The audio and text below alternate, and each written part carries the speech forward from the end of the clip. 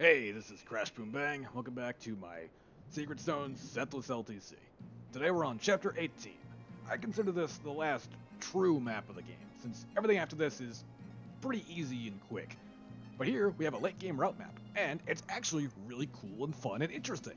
Fancy that, huh? This map is full of a bunch of these eggs. They cannot attack, and they all have basically no stats and really low HP. Killing them also gives 50 experience, so that's a lot of nice easy experience for whoever we want, such as Myrrh. However, they can only be killed on player phase, so we have to really plan out our approach and who goes where.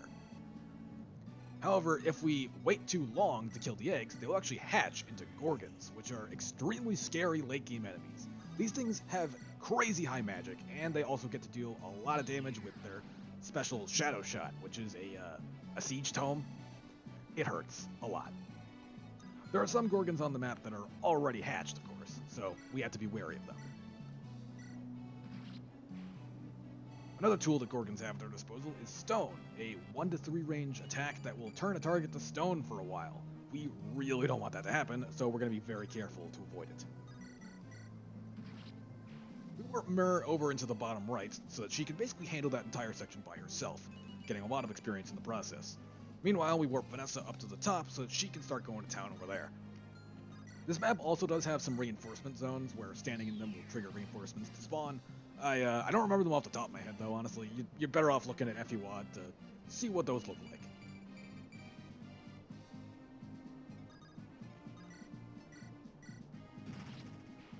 There is a particular Shadow Shot Gorgon at the top left of the map that we want to deal with on turn 1, which is why we have Null here.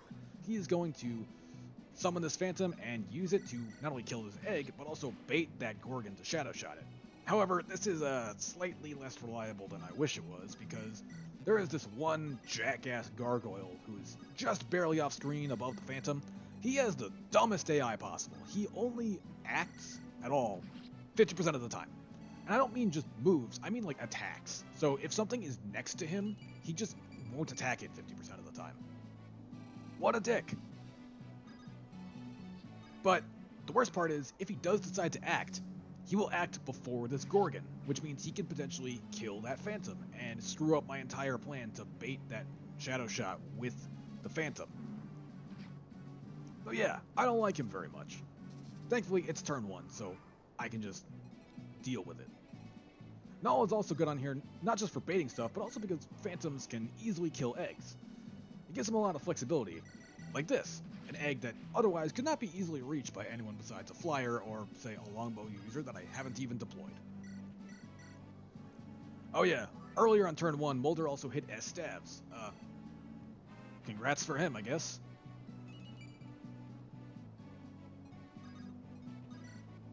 We'll also be warping Cormag up to the top area so that he can help Vanessa clear it out. There are a lot of eggs over there, so we need more than one person to help deal with them.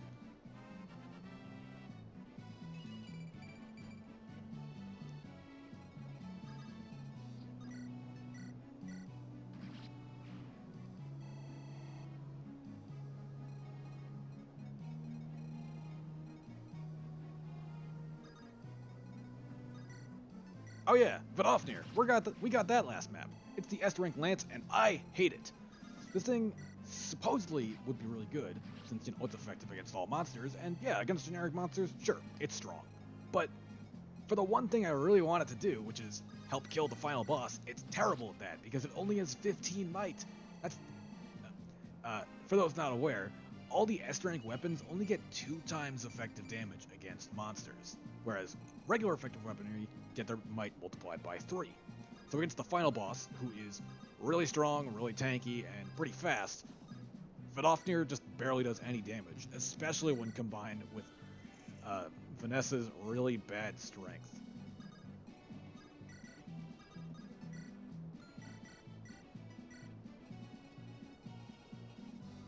And yeah, that Gorgon over in the top right, that has stone. We gotta be real careful about what we do with it.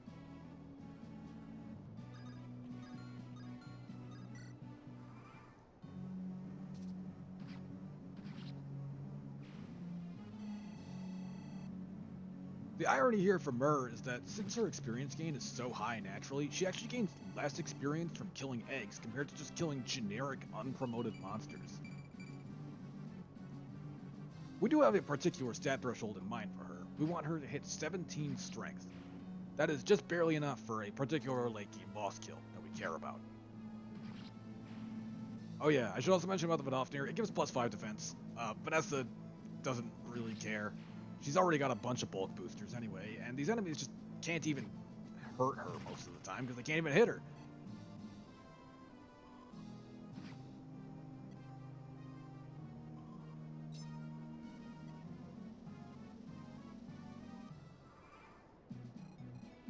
Oh yeah, and that stupid dumbass gargoyle didn't move a second time. So he didn't even attack Cyrene, who was standing right next to him. What an idiot.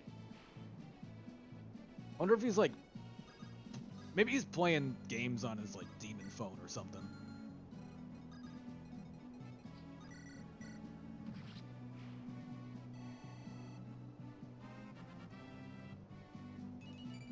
Shoutouts to Cyrene, by the way. She's contributing pretty well for this one particular map. Most people think she's pretty bad, and she kinda is. Her bases are comparable to Seth, who joined in Chapter 1, and she is the last unit to join. But since this map basically requires no stats at all to kill eggs, she has all she needs: flight and 8 movement.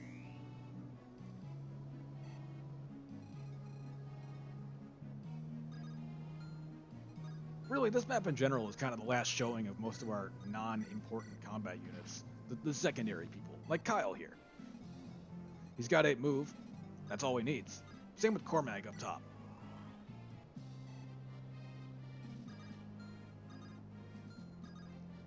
As I alluded to in the last chapter's recording, there is a fork turn you can go for in this map, which involves using the Purge from dropped in chapter 16.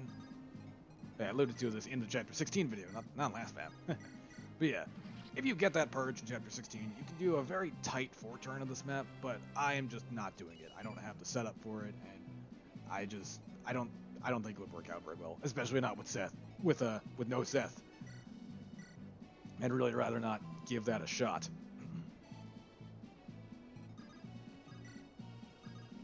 And here's that Phantom in action. Even though that Gorgon could very easily attack or stone anyone else in range, it's gonna go for that Phantom anyway. Vanessa has also recently cleared Seth's base strength, or at least matched it. She's still not quite above it though.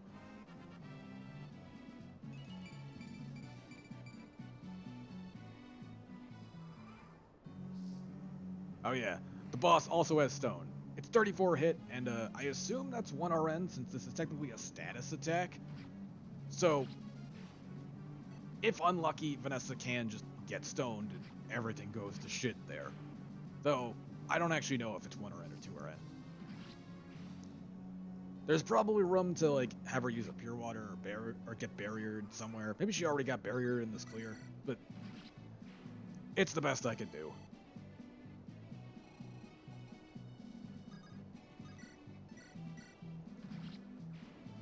I should also mention that there's all these volcano tiles everywhere, where if you end your turn on them, then at the start of the next turn, you will take 10 damage. They don't really matter much.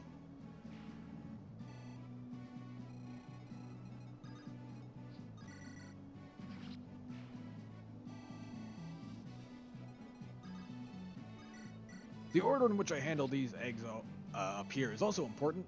I have Cormag attack that one out in the open this turn, because next turn some reinforcement spiders will spawn, and he cannot enemy phase them. Or at least he can't kill them on enemy phase like Vanessa can. Vanessa unfortunately has to dodge another stone. It's just how it is.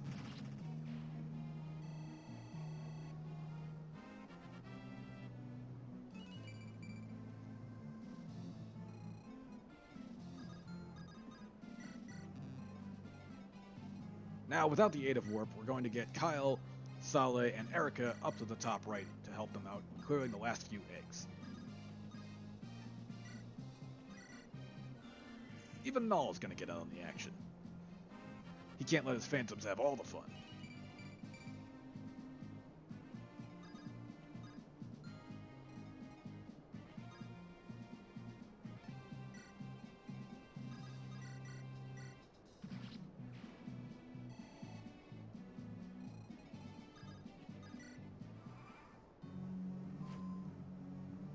that one egg finally started to grow a few more HP. If it gets its HP to max, it will immediately hatch.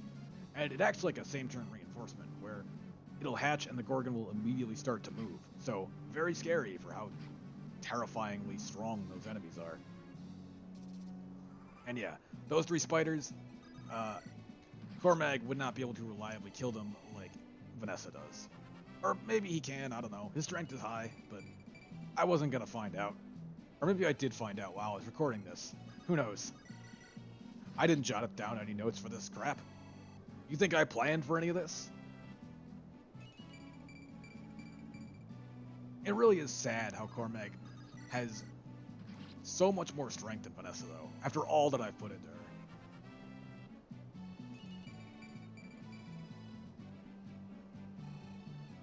Shoutouts to that one Gargoyle who just spawned, by the way. Not only did he spawn on an unwalkable tile, but he also has a Horse Slayer. So he could actually just like one-shot one of my horses. Of course, I can also one-shot him first. Not with Sale, though. That would be lame. I gotta do it with style. And that means using Eirika's brand new weapon. For the first and only time.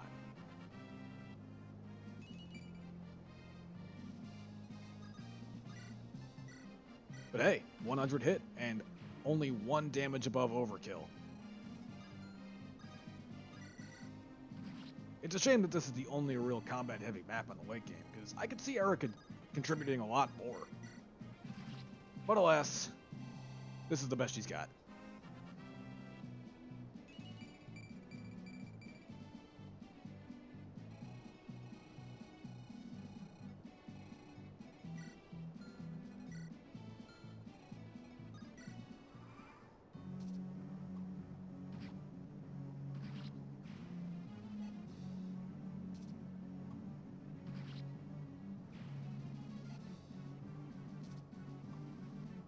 As the enemy phase winds down, that'll be Chapter 18 done in 5 turns. Thanks for watching.